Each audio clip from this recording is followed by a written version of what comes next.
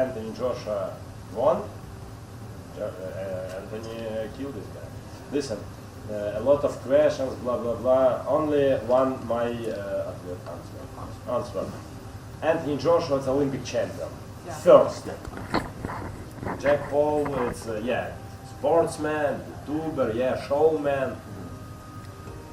Rolls Royce, Fiat. Going to make him more dangerous.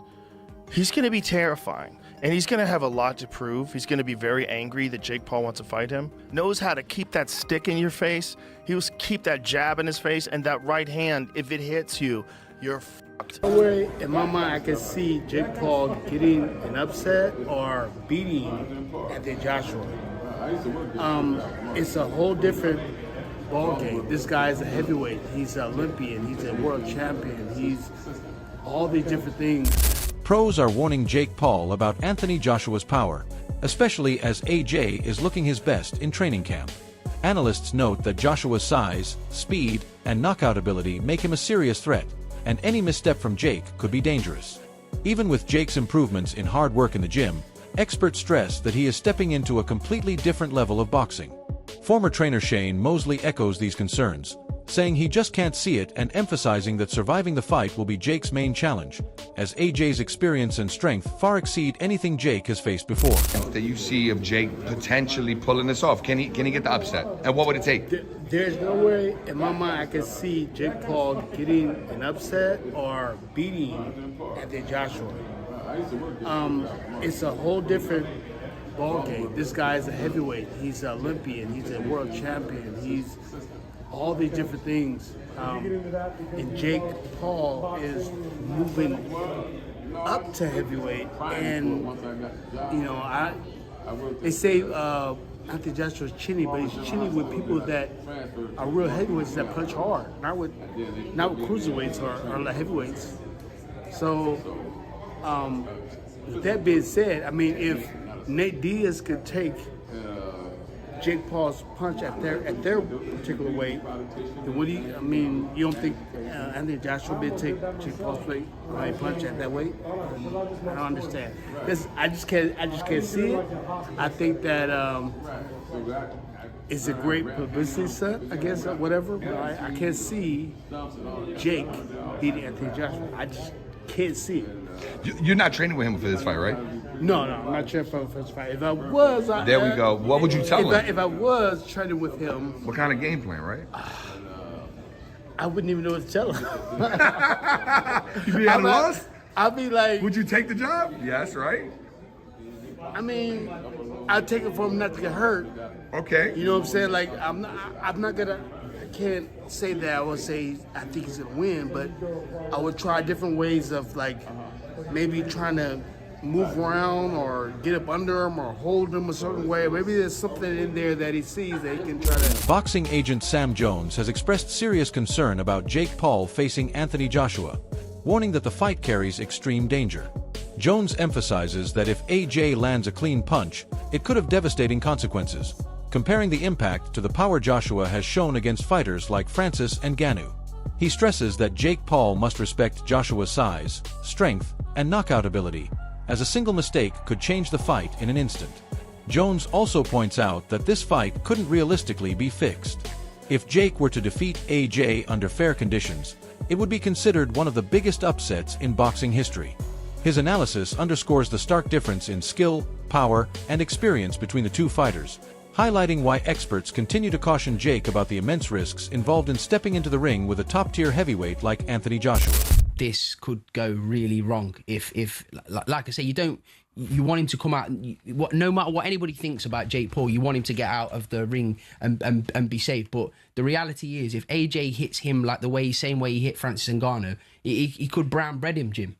So some would say it's scripted. Do you go with that? No, I don't think it is, because I don't think Eddie or AJ would participate if it was scripted that would affect AJ's legacy. Because, for example, if AJ somehow on this earth manages to get through a few rounds, or, I mean, if he wins, people are on about, it's a huge no, it's the biggest upset in the history of sport, period, if he beat Anthony Joshua. I don't think you understand it, how one-sided this fight should be. We're talking about a very recent unified heavyweight champion of the world against Jake Paul, who lost to Tommy Fury.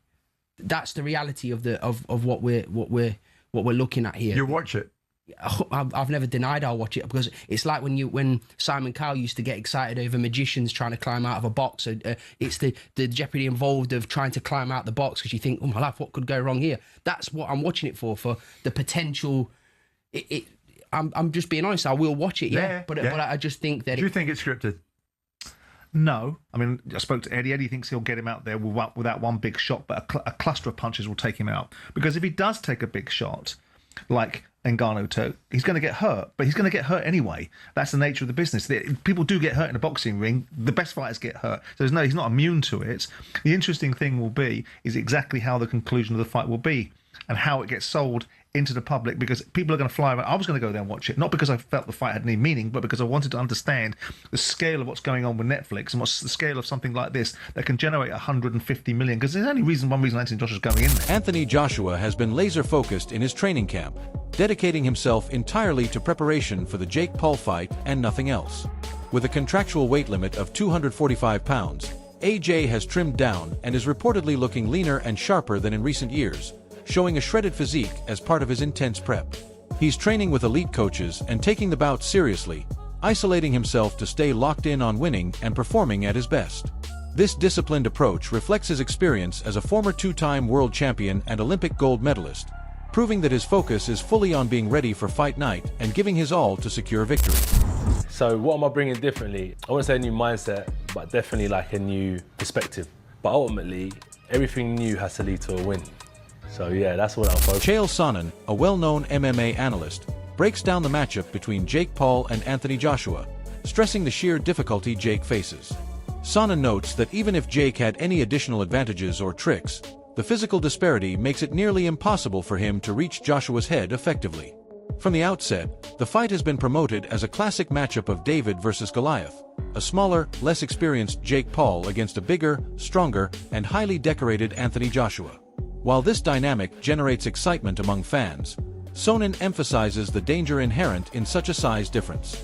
The weight, reach, and natural power advantage favor Joshua, making Jake's task extremely difficult and risky. Chael Sonnen also criticizes the promoters of the Jake Paul versus Anthony Joshua fight, calling their management and marketing decisions poor. He suggests that much of the hype surrounding the matchup may be overblown and not reflective of the actual dynamics inside the ring. Sonnen emphasizes that while the fight has generated excitement as a David versus Goliath scenario, the promotion has focused more on spectacle than realistic expectations. According to him, the mismatch in size, experience, and skill between Joshua and Jake Paul makes the fight inherently one-sided, and the promotional tactics fail to convey the true challenges Jake will face. Stepped right in front of this and says there is no way on this earth that Jake Paul is going to knock out Anthony Joshua, because he's right. If they let him get in there with a shovel, he still wouldn't get the shovel to Joshua's head, and if he did, he wouldn't generate enough power to knock him out, all right? There's no way on earth, are the words of a world champion, and he's right. From a man who's half his size and had everyone talking trash on social media, to all of a sudden Jake Paul's the small guy, and he's taken on Joshua, who's towering over him. Now, what Bisping's referencing there is that when Jake Paul was preparing for this very date, for this very event on Netflix, he was getting ready for Tank Davis, where Jake himself had a huge size advantage, admitting that size matters. Just saying that my lack of experience can be balanced by me having 30, 40 pounds on you. Now, all of a sudden, that argument goes away, and that's what Bisping is speaking to. Bisping says he hits harder, referring to Joshua. He's the bigger man, talking about Joshua. He's got the longer reach. He's an Olympic champion. Jake Paul is not going to go out there and turn into a real-life David versus Goliath. That ain't happening. Everyone should know it. This fight has been frowned upon, not only because of the suggestions that the fight might be fixed, but also from people in the boxing world that look at this fight as a spectacle, a circus, a sideshow attraction. And for those reasons, This is a very... Joe Rogan, a respected commentator and former athlete, offers a stern warning to Jake Paul regarding Anthony Joshua's knockout power. Rogan points out that while Jake has previously faced former champions, none come close to the level of Olympic gold medalists and former world heavyweight champions like Joshua. He emphasizes that AJ's power combined with his experience at the top level of heavyweight boxing presents a significantly different challenge. Rogan cautions that any underestimation of Joshua could be dangerous, as Jake will need to contend not only with skill but also with the sheer force behind Joshua's punches. This perspective highlights the seriousness of the fight and the preparation Jake must undergo to withstand Joshua's strength. With a 58-year-old Mike Tyson, and then you're going to fight one of the absolute scariest knockout artists in the heavyweight division. Maybe we should watch the Francis Ngannou fight so you could see. Let's watch that real quick, just so you can see what Anthony Joshua is capable if he's fighting someone that's not in his league. Okay, look, Usyk beat him, and he beat him twice, and Andy Ruiz caught him in the first fight and dropped him and stopped him. It was spectacular. Andy Ruiz is super fucking talented. Usyk is perhaps the greatest. Heavyweight boxer Cassius Chaney adds a different layer of analysis, expressing skepticism about whether the fight will actually happen. Chaney suggests that as the event approaches, there are still unresolved issues and a lack of transparency. He notes that the public has not seen enough proof or official confirmations, leaving a possibility that the fight could be cancelled even on the day of the event. Chaney's comments reflect the uncertainty surrounding high-profile fights, particularly when one fighter like Jake Paul comes from a non-traditional boxing background. While many are eager to see the event, Chaney warns that logistical and promotional concerns may interfere with its execution. Oh yeah, like no doubt, like let's go, like.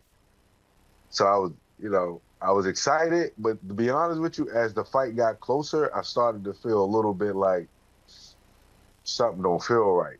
You know what I mean? Like they don't feel right. Like we don't have flights yet. We don't know when we're leaving. You know what I mean? Little stuff like that was kind of bothering me a little bit. And that day, Wednesday, it was Wednesday, I believe. That day we got the call like, yo, they going in a different direction.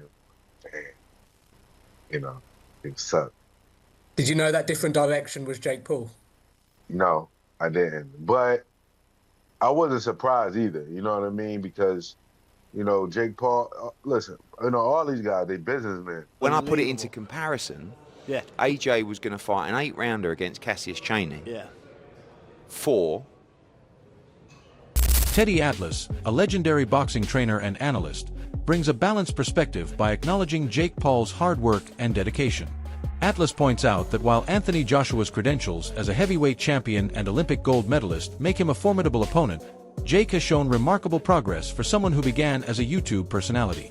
He credits Jake for the effort, discipline, and training he has invested to reach this level, emphasizing that Jake's journey reflects genuine commitment.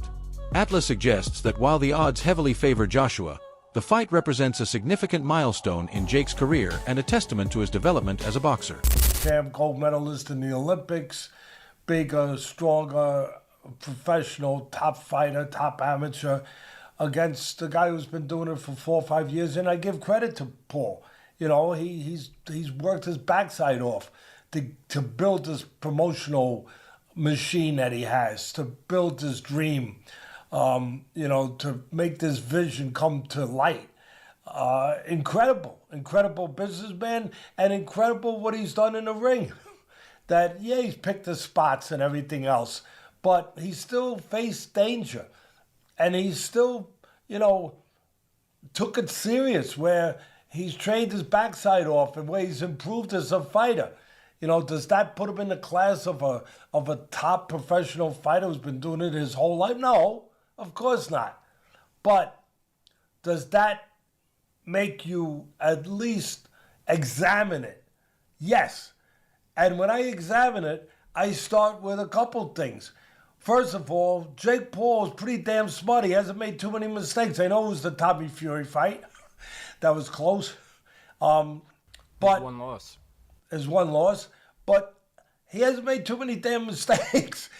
And now, the guy's been a half a genius. And So I look at it and I said, all right, I want to look at everything. Don't look at just he's going to get killed. That's the easy way to look at it. It might be the right way. It might be. But I want to look at what you touched on, now go deeper.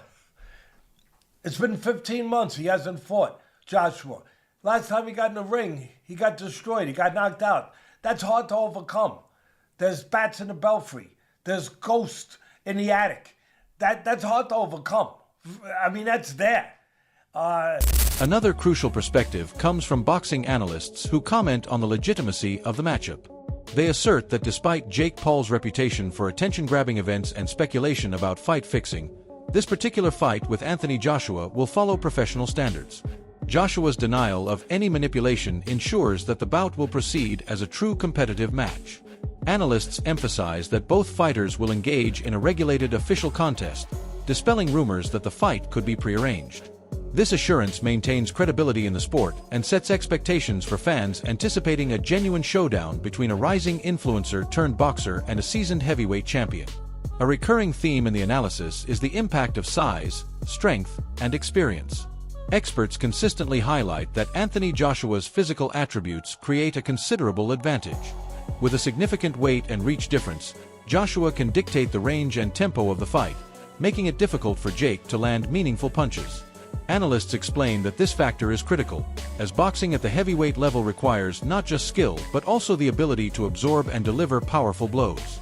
Jake's training, no matter how disciplined, must account for the potential danger of facing a larger, more powerful opponent, making defensive strategy and mental focus essential. Fury loss. If you're Jake Paul, why on earth would you lose to Tommy Fury? Why would you fix losing to Tommy Fury? It just doesn't make any sense whatsoever. The only way I possibly could have bought that would be if there'd been some kind of immediate rematch or a trilogy set up through it where they were just trying to generate more revenue because they looked at the scene and went, we don't have enough dance partners. But in reality, it makes no sense for Jake Paul to rig losing a fight. It just doesn't. And you could argue that maybe he rigged other fights after that, but I think there's more than enough evidence to suggest that Jake Paul had enough about him to go in and actually win those fights. Which I suppose speaks to the reality of his current level of ability, which is he might actually be a little bit underrated by some people. Maybe overrated by many too, because some people think in a real fight with Joshua, he has a fighting chance of knocking Joshua out. But generally speaking, I think that maybe people just don't understand that he's actually got okay at boxing. I mean, the only thing you could argue is maybe he's overlooking Jake a little bit. He clearly thinks he's far better and that Jake can't challenge him in any way, shape, or form.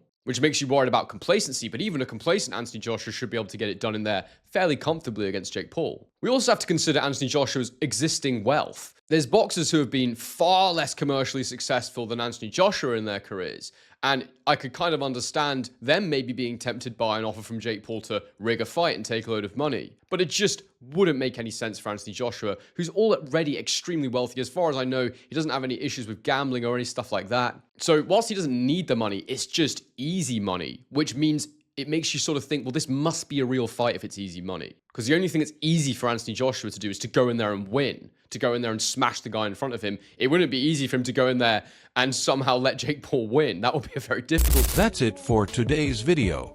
Stay tuned. Until next time.